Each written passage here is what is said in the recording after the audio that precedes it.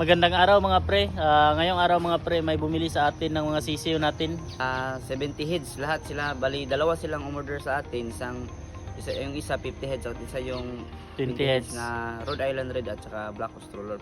So tara, samahan nyo kami, yatin namin yung mga sisiyo. Let's go!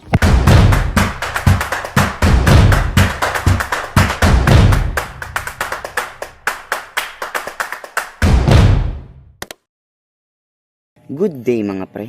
So for today's vlog, may bumili sa atin ng Heritage Chicks.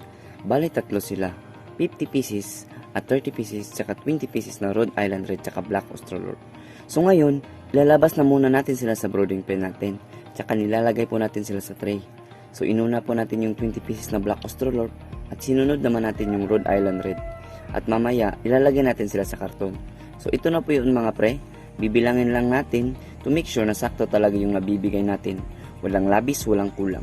Bago tayo mag-release ng sisiyo ng mga pre, sinisigurado po natin na malulusog ang ating mga sisiyo. Pinapainom po natin sila ng vitamin pro ng Battle Cup.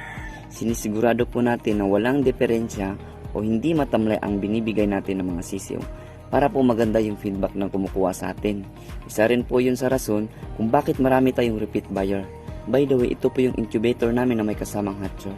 Ilalabas na natin yung mga sisiyo sa brother house nang makapag-umpisa na tayo mag-deliver. So motor lang po yung ginagamit natin kasi malapit lang naman sila.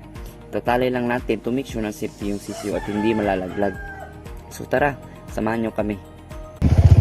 Surubala sambay, kumalalat sa matambay kalamo. Tumala checkay, tumala chacha pola behet go. Sobrang init ng panahon, ini-enjoy lang po natin. Ganun naman talaga mga pre. Kahit gaano pa yan kainit, kung talagang may pangarap tayo, babaliwalain natin yan, di ba? So nandito na tayo sa una nating customer. Tatawagan lang po natin si ma'am para malaman natin kung saan yung exact location niya. Kasi siya yung magre-receive nito, pero yung husband niya yung umorder sa atin. Nandito na tayo. Ibababa lang po natin ang mga sisiyo. Bali si ma'am po yung magre-receive ng 50 pieces na Heritage Chickens. Nag-payment na po si ma'am dito ng 6K din picture. So yun. So mga pre, natapos na nating ihatid yung binili nila sir sa atin na 50 heads na Rhode Island Red at saka 20 heads na Black Australian. So meron pa tayong ihatid doon sa Agura Terminal. Wow na kayo, grabe ka init. Init yung siyudad ba? Para sa ipabukid ta. Punta na po tayo sa isa nating customer. So we're here at Agura Terminal. So nandito na pala si sir. Siya yung kukuha sa atin ng 20 pieces na Rhode Island Red.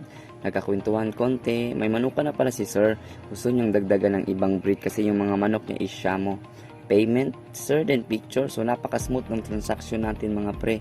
Bali itong 30 pieces na natira is naka-receive na po to. At binayaran na ni sir. Pipick upin niya lang daw next day kasi medyo busy siya. Pauwi na po tayo mga pre. Kumita tayo ng 8,000 pesos sa isang araw dahil lang po sa sisiyo.